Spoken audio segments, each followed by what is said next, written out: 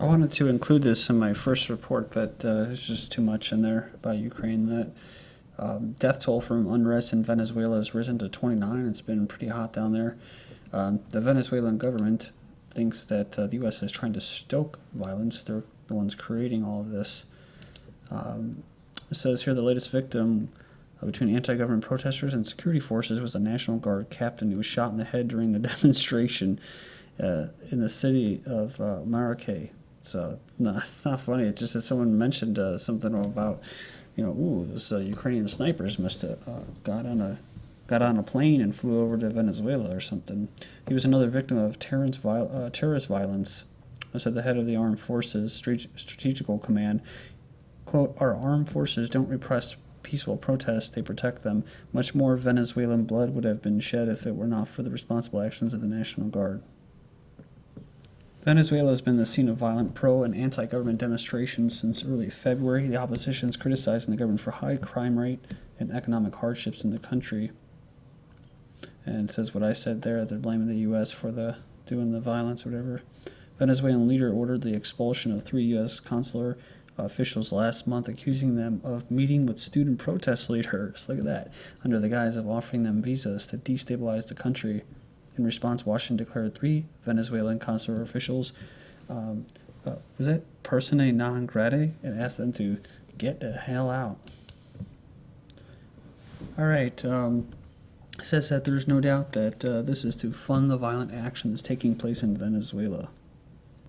So that was the chief prosecutor down there in Venezuela said on the 16th, so 2 days ago.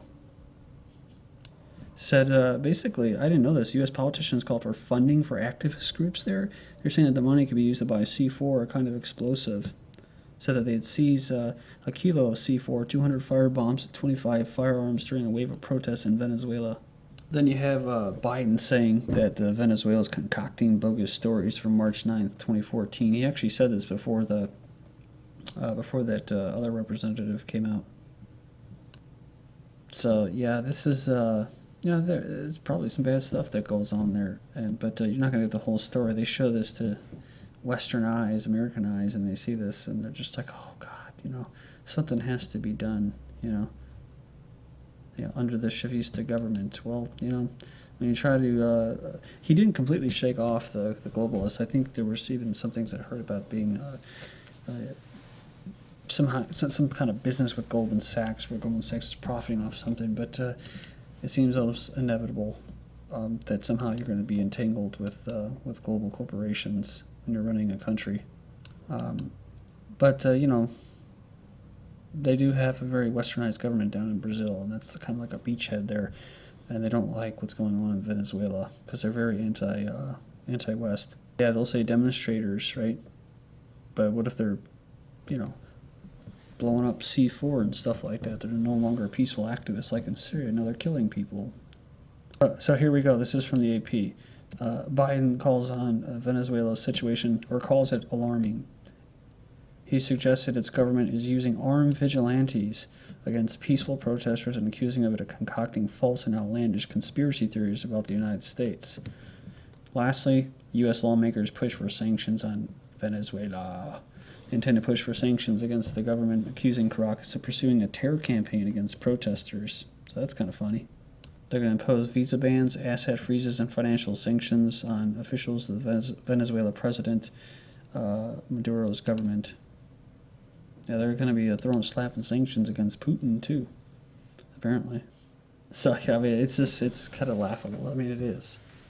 I mean, if the regime, right here, U.S., whatever, is, sniping people and killing them and carrying on coups d'etats and terror campaigns in Syria and other places, they're going to sit there and accuse Venezuela of carrying out terror campaigns.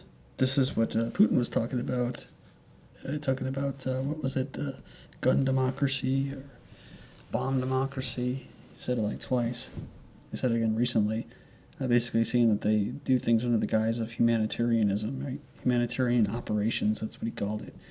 So, the higher the body count, the worse the humanitarian crisis.